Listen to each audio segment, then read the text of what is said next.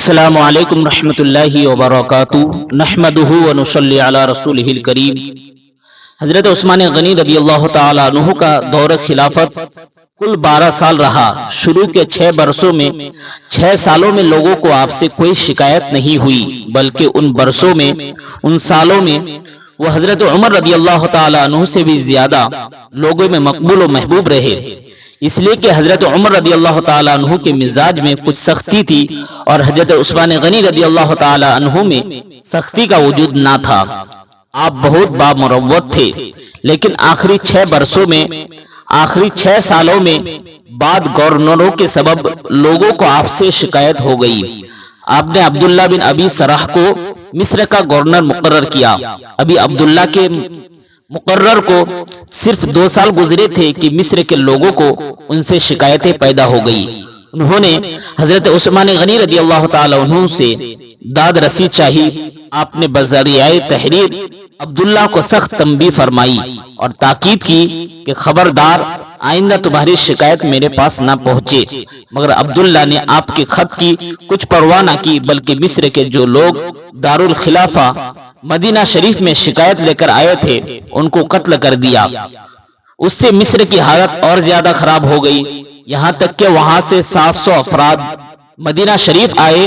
حضرت عثمان غنی رضی اللہ تعالی عنہ سے عبداللہ کی زیادتیاں بیان کی اور دوسرے صحابہ اکرام سے بھی شکایت کی، تو بعض صحابہ نے حضرت عثمان غنی رضی اللہ تعالی عنہ سے سخت کلامی کی، اور ام المؤمنین حضرت عائشہ صدیقہ رضی اللہ تعالی عنہا نے آپ کے پاس کہلا بھیجا کہ رسول اللہ صلی اللہ تعالی علیہ وسلم کے صحابہ آپ کے پاس آئے ہیں اور عبداللہ بن ابی سرح جس پر قتل کا الزام ہے اس کی معزولی اور برطرفی کا آپ سے مطالبہ کرتے ہیں، مگر آپ ان کی باتوں پر توجہ نہیں کرتے۔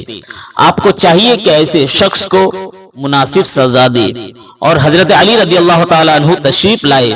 انہوں نے بھی حضرت عثمان غنی رضی اللہ تعالی عنہ سے کہا کہ یہ لوگ قتل ناحق کے سبب مصر کے گورنر کی معزولی چاہتے ہیں، آپ اس معاملے میں انصاف کیجیے اور عبداللہ بن ابی سرح کی جگہ پر کسی دوسرے کو گورنر مقرر کر دیجیے۔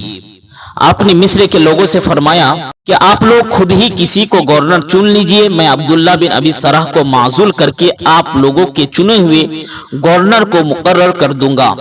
ان لوگوں نے حضرت ابوبکر صدیق رضی اللہ تعالی عنہ کے صاحبزادے یعنی محمد بن ابو بکر کو منتخب کیا رضی اللہ تعالی عنہما۔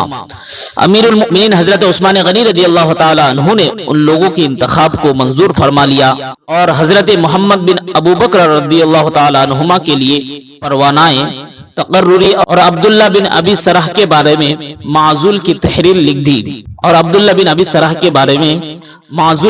لکھ دی محمد بن ابو بکر مصر سے آئے ہوئے 700 افراد اور کچھ انصار و مہاجرین کے ساتھ مصر کے لیے روانہ ہوئے۔ مدینہ منورہ سے ابھی یہ قافلہ تیسری ہی منزل پر تھا کہ ان کو ایک حبشی غلام سانڈینی پر بیٹھا ہوا نہایت تیزی کے ساتھ مصر کی طرف جاتا ہوا نظر آیا۔ اس کے رنگ ڈھنگ اور اس کی تیز رفتاری سے معلوم ہوتا تھا کہ یہ غلام یا تو اپنے مالک سے بھاگا ہوا ہے اور یا تو کسی کا قاصد ہے۔ قافلہ والوں نے اسے بڑھ کر پکڑ لیا اور پوچھا کہ تو کون ہے؟ تو کہیں سے بھاگا ہے یا تجھے کسی کی تلاش ہے؟ اس نے کہا میں امیر المؤمنین حضرت عثمان غنی رضی اللہ تعالی عنہ کا غلام ہوں۔ پھر کہا کہ میں مروان کا غلام ہوں۔ ایک شخص نے اسے پہچان لیا اور بتایا کہ یہ امیر المؤمنین ہی کا غلام ہے۔ حضرت محمد بن ابی بکر رضی اللہ تعالی عنہما نے اس سے دریافت فرمایا کہ تمہیں کہاں بھیجا گیا ہے؟ اس نے کہا مجھے مصر کے گورنر عبداللہ بن ابی سرح کے پاس بھیجا گیا ہے۔ اس کی تلاشی لی گئی تو اس کے خشک مشکیزہ سے ایک خط نکلا جو امیر المؤمنین حضرت عثمان غنی رضی اللہ تعالی عنہ کی طرف سے عامل مصر عبداللہ بن ابی سرح کے نام تھا۔ محمد بن ابی بکر نے سب لوگوں کو جمع کیا اور ان کے سامنے خط کھولا جس میں لکھا ہوا تھا کہ جب محمد بن ابی بکر اور فلاں تمہارے پاس پہنچے تو ان کو کسی ہیلے سے قتل کر دو، خط کو کل عدم قرار دو، اور جب تک کہ میرا دوسرا حکم نامہ پہنچے اپنے عہدے پر برقرار رہو۔ اس خط کو پڑھ کر قافلہ والے سب لوگ دنگ رہ گئے۔ محمد بن ابی بکر نے اس خط پر साथ के चंद जिम्मेदार लोगों की मोहरें लगवा दी और उसे एक शख्स की तहवील में दे दिया और सब लोग वहीं से मदीना मुनव्वरा को वापस हो गए। जब वहां पहुंचे तो हजरत अली, हजरत तलहा, हजरत जुबैर, हजरत साद और दीगर सहाबा इकराम रिज़वानुल्लाहि ताला अलैहिम अजमाइन को इकट्ठा करके उनके सामने खत खोलकर सबको पढ़वाया और उस हबशी गुलाम का सारा वाक़िया सुनाया। उस पर सब लोग बहुत सख्त बरहम हुए और तमाम सहाबा इकराम गैज़ो गज़ब में भरे हुए अपने अपने घरों को वापस हो गए, मगर मोहम्मद बिन अबू बकर अपने कबीला बनी तमीम और मिस्रियों के साथ हजरत उस्मान गनी रदी अल्लाह ताला अन्हु के घर को घेर लिया। हजरत अली रदी अल्लाह ताला अन्हु ने जब ये सूरत हाल देखी तो हजरत तलहा, हजरत जुबैर, हजरत साद, हजरत अम्मार और दीगर अकाबिर साहबा इकराम रिज़वानुल्लाहि ताला अलैहिम अजमाइन के साथ अमीरुल मोमिनीन हजरत उस्मान गनी रदी अल्लाह ताला अन्हु के मकान पर तशरीफ ले गए। उनके साथ वो खत, गुलाम और उठनी भी थी जो रास्ते में पकड़ी गई थी। हजरत अली रदी अल्लाह ताला अन्हु ने हजरत उस्मान गनी रदी अल्लाह ताला अन्हु से दरियाफ्त फरमाया कि ये गुलाम आपका है? उन्होंने फरमाया हाँ, ये गुलाम मेरा है। फिर उन्होंने पूछा क्या ये उठनी भी आपकी ही है? उन्होंने जवाब में फरमाया हाँ, ये उठनी भी हमारी है। फिर हजरत अली रदी अल्लाह ताला अन्हु ने वो खत पेश फरमाया और पूछा क्या ये खत आपने लिखा है? उन्होंने फरमाया नहीं, और खुदा ताला की कसम खा के कहा कि ना मैंने इस खत को लिखा है, ना किसी को लिखने का हुक्म दिया है और ना मुझे इसके बारे में कोई इल्म है। हजरत अली रदी अल्लाह ताला अन्हु ने फरमाया बड़े ताज्जुब की बात है कि उठनी आपकी और खत पर मोहर भी आपकी, जिसे आप ही का गुलाम यहाँ से लेकर जा रहा था, मगर आपको कोई इल्म नहीं। तो फिर हजरत उस्मान गनी रदी अल्लाह ताला अन्हु ने अल्लाह ताला की कसम खा के फरमाया कि ना मैंने इस खत को लिखा है, ना किसी से लिखवाया है, और ना मैंने गुलाम को ये खत देकर मिस्र की तरफ रवाना किया। जब हजरत उस्मान गनी रदी अल्लाह ताला अन्हु ने कसम खाकर अपनी बरात जाहिर फरमाई तो हर शख्स को यकीन हो गया कि उनका दामन इस जुर्म से पाक है। लोगों ने तहरीर को बगौर देखा तो एक ख्याल कायम किया कि तहरीर मरवान की है और सारी शरारत उसी की जात से है। मरवान उस वक्त अमीरुल मोमिनीन के मकान में मौजूद था। लोगों ने उनसे कहा कि आप उसे हमारे हवाले कर दीजिए। आपने इनकार कर दिया, इसलिए कि वो लोग गैज़ो गज़ब में भरे हुए थे। मरवान को सजा देते और उसे कत्ल कर देते। हालांकि तहरीर से यकीन कामिल नहीं होता, इसलिए कि अल खत्तु यशबहुल खत, यानी एक तहरीर दूसरी तहरीर के मुशाबा होती है। तो उन्हें मरवान की तहरीर होने का सिर्फ शुबा था और शुबा का फायदा हमेशा मुल्जिम को पहुंचता है। इसलिए हजरत उस्मान गनी रदी अल्लाह ताला अन्हु ने मरवान को उनके सुपुर्द नहीं किया, इलावा उसके सुपुर्द करने में बहुत बड़े फितने का अंदेशा भी था। बहरहाल जब हजरत उस्मान गनी रदी अल्लाह ताला अन्हु ने मरवान को लोगों के हवाले करने से इनकार कर दिया तो सहाबा इकराम उनके यहाँ से उठकर चले गए और आपस में ये कह रहे थे कि हजरत उस्मान कभी झूठी कसम नहीं खा सकते, मगर कुछ लोग ये भी कह रहे थे कि वो शख्स से बरी नहीं हो सकते जब तक कि मरवान को हमारे सुपुर्द ना कर दे और हम उससे तहकीक ना कर ले और ये मालूम ना हो जाए कि रसूलुल्लाह सल्लल्लाहु तआला अलैहि वसल्लम के सहाबियों को कत्ल करने का हुक्म क्यों दिया गया। अगर ये बात साबित हो गई कि खत उन्होंने ही लिखा है तो हम उन्हें खिलाफत से अलग कर देंगे, और अगर ये बात पाए सबूत को पहुंची कि हजरत उस्मान की तरफ से मरवान ने खत लिखा है तो हम उसे सजा देंगे। मुहासरा में सख्ती। जब अकाबिर साहबा अपने अपने घर में चले गए तो बलवाइयों ने मुहासरा में और सख्ती पैदा कर दी, यहाँ तक कि उन पर पानी बंद कर दिया। हजरत उस्मान गनी रदी अल्लाह ताला अन्हु ने ऊपर से झांक कर मजमा से दरियाफ्त फरमाया क्या तुम में अली है? लोगों ने कहा नहीं। फिर आपने पूछा क्या तुम में साद मौजूद है? जवाब दिया गया कि साद भी नहीं मौजूद है। ये जवाब सुनकर आप थोड़ी देर खामोश रहे। उसके बाद फरमाया कोई शख्स अली को एक खबर पहुंचा दे कि वो हमारे लिए पानी मुहैया कर दे। जब हजरत अली रदी अल्लाह ताला अन्हु को एक खबर पहुंच गई तो उन्होंने आपके लिए पानी से भरे हुए 3 मशकीज़े भिजवा दिए, मगर वो पानी बमुश्किल तमाम आप तक पहुंचा कि उसके सबब बनी हाशिम और बनी उमैया के कई गुलाम जख्मी हो गए। इस वाकया से हजरत अली रदी अल्लाह ताला अन्हु को इस बात का अंदाजा हुआ कि लोग हजरत उस्मान गनी रदी अल्लाह ताला अन्हु को कत्ल करना चाहते हैं। तो आपने अपने दोनों साहिबजादागान यानी हजरत इमाम हसन, हजरत इमाम हुसैन रदी अल्लाह ताला अन्हुमा से फरमाया कि तुम दोनों अपनी अपनी तलवारें लेकर हजरत उस्मान गनी के दरवाजा पर जाओ پہرے داروں کی طرح ہوشیار کھڑے رہو اور خبردار کسی بھی بلوائیوں کو اندر ہرگز نہ جانے دو۔ اسی طرح حضرت طلحہ، حضرت زبیر اور دیگر اکابر صحابہ رضوان اللہ تعالی علیہم اجمعین نے اپنے اپنے صاحب زدگان کو امیر المؤمنین کے دروازے پر بھیج دیا، جو برابر نہایت مستعدی کے ساتھ، کوشش کے ساتھ ان کی حفاظت کرتے رہے۔ حضرت شاہ عبد العزیز صاحب محدث دہلوی علی رحمت رضوان تحریر فرماتے ہیں کہ جب بلوائیوں نے محاصرہ سخت کر دیا تو حضرت عبداللہ بن عمر رضی اللہ تعالی عنہما چند مہاجرین کے ساتھ حضرت عثمان غنی رضی اللہ تعالی عنہ کے دولت خانہ پر تشریف لائے اور ان سے کہنے لگے کہ یہ جس قدر بلوائی آپ پر چڑھ آئے ہیں، یہ وہی ہے جو ہماری تلواروں سے مسلمان ہوئے ہیں اور اب بھی ڈر کے مارے کپڑے ہی میں پاخانہ کیے دیتے ہیں۔ یہ سب شیخیاں اور اونچی اونچی اڑانے اس سبب سے ہے کہ کلمہ پڑھتے ہیں اور آپ کلمہ کی حرمت کا پاس و لحاظ کرتے ہیں۔ اگر آپ حکم دیں تو ہم ان کو ان کی حقیقت معلوم کرا دیں اور ان کی بھولی ہوئی بات پھر ان کو یاد دلا دیں۔ حضرت عثمان غنی رضی اللہ تعالیٰ عنہ نے فرمایا، خدا کی قسم ایسی بات نہ کہو، صرف میری جان کی خاطر اسلام میں ہرگز پھوٹ نہ پیدا کرو۔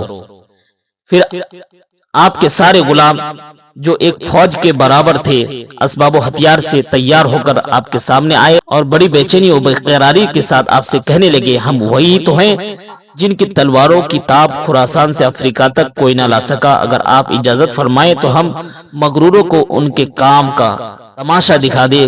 گفتگو اور بات چیت سے ان کی درستگی نہیں ہو سکتی۔ وہ لوگ جانتے ہیں کہ کلمہ کی حرمت کے سبب ہمیں کوئی نہیں چھیڑے گا، اس لیے وہ راہ راست پر نہیں آتے اور آپ کی نیز دیگر صحابہ اکرام کی باتوں کو ذرہ برابر اہمیت نہیں دیتے، لہٰذا آپ ہمیں ان سے لڑنے کی اجازت دیجیے۔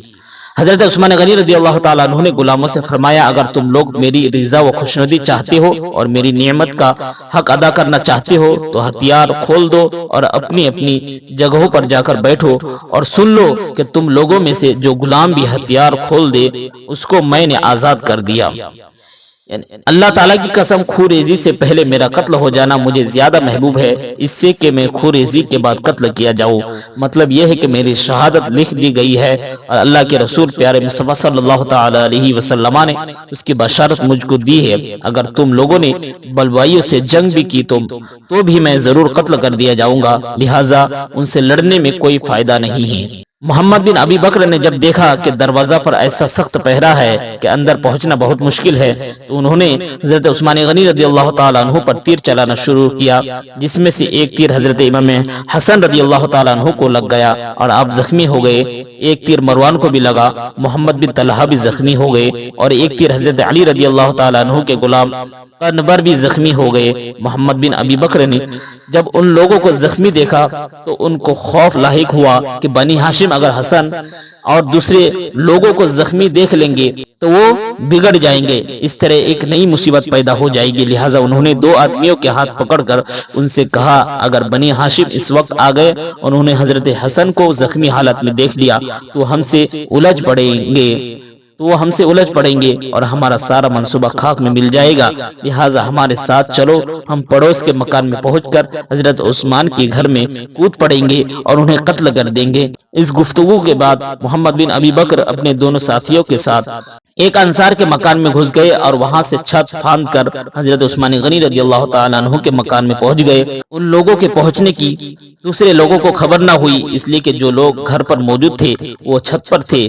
نیچے امیر المؤمنین کے پاس صرف ان کی اہلیہ محترمہ حضرت نائرہ رضی اللہ تعالی عنہا بھی سب سے پہلے محمد بن ابو بکر نے حضرت عثمان غنی رضی اللہ تعالی عنہ کے پاس پہنچ کر ان کی داڑھی پکڑ لی تو امیر المؤمنین نے ان سے فرمایا، اگر تمہارے باپ حضرت ابو بکر صدیق رضی اللہ تعالیٰ عنہ تجھے میرے ساتھ ایسی گستاخی کرتے ہوئے دیکھتے وہ کیا کہتے؟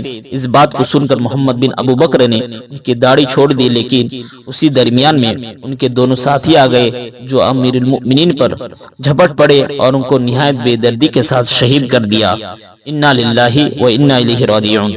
جب حضرت عثمان غنی رضی اللہ تعالیٰ عنہ پر حملہ ہوا، دشمن ان کو شہید کر رہے تھے، اس وقت آپ کی اہلیہ محترمہ حضرت نائلہ رضی اللہ تعالیٰ عنہا بہت چیخی چلائی، لیکن بلوائیوں نے چونکہ بڑا شور و گوگا کر رکھا تھا اس لیے آپ کی چیخ و پکار کو کسی نے نہیں سنا۔ آپ کی شہادت کے بعد وہ کوٹھے پر گئی اور لوگوں کو بتایا کہ امیر المؤمنین شہید کر دیے گئے، لوگوں نے نیچے اتر کر دیکھا تو حضرت عثمان غنی رضی اللہ تعالیٰ عنہ کا پورا جسم خون آلود تھا اور ان کی روح پرواز کر چکی تھی۔ بعض روایتوں میں ہے کہ شہادت کے وقت حضرت عثمان غنی رضی اللہ تعالیٰ عنہ قرآن مجید کی تلاوت فرما رہے تھے، جب تلوار لگی تو آیت کریمہ فَسَيَكْفِيكَهُمُ اللَّهُ پر خون کے چند قطرات پڑے اور آپ کی بیوی صاحبہ حضرت نائلہ رضی اللہ تعالیٰ عنہا نے تلوار کے وار کو جب اپنے ہاتھوں سے روکا تو ان کی انگلیاں کٹ گئی۔ جب حضرت علی، حضرت طلحہ، حضرت زبیر، حضرت سعد اور دیگر صحابہ و اہل مدینہ رضوان اللہ تعالی علیہم اجمعین کو آپ کے شہادت کی خبر ملی تو سب کے ہوش اڑ گئے، آپ کے مکان پر آئے، آپ کو شہید دیکھ کر سب نے انا للہ و انا الیہ راجعون پڑھا، اور حضرت علی رضی اللہ تعالی عنہ کو اس صورتحال سے اتنا غصہ پیدا ہوا کہ حضرت امام حسن کو ایک تماچا اور حضرت امام حسین کے سینے پر ایک گھوسا مارا اور فرمایا کیف قتل امیر المؤمنین وانتما علی الباب، یعنی جب کہ تم دونوں دروازہ پر موجود تھے تو امیر المؤمنین کیسے شہید کر دیے گئے۔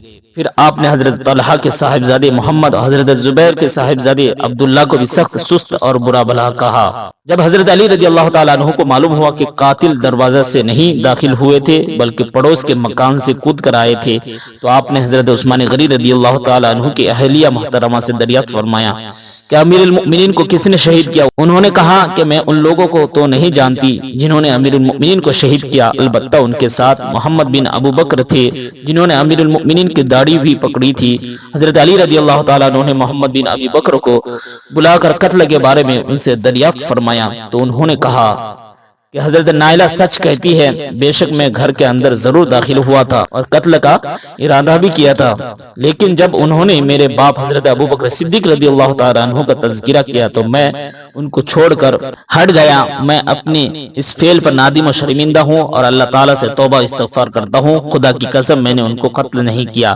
ابن عساکر نے کنانہ وغیرہ سے روایت کیا ہے کہ حضرت عثمان غنی رضی اللہ تعالیٰ عنہ کو جس نے شہید کیا وہ مصر کا رہنے والا تھا، اس کی آنکھیں نیلی تھی اور اس کا نام حمار تھا، اور بعد مورخین نے لکھا ہے کہ آپ کے قاتل کا نام اسود تھا۔ بہت ممکن ہے محمد بن ابو بکر کے ساتھ دو بلوائی جو آپ کے مکان میں کودے تھے اس میں سے ایک کا نام حمار تھا اور دوسرے کا نام اسود رہا ہو، واللہ تعالی عالم۔ حضرت عثمان غنی رضی اللہ تعالیٰ عنہ 35 ہجری ماہ ذی الحجہ کے ایام تشریق میں شہید ہوئے جبکہ آپ کی عمر 42 سال کی تھی۔ آپ کے جنازے کی نماز حضرت زبیر رضی اللہ تعالیٰ عنہ نے پڑھائی اور آپ کو جنت البقیع میں دفن کیے گئے۔ محترم ناظرین، چینل پر نئے ہیں تو سبسکرائب کریں اور دوسروں تک شیئر کریں۔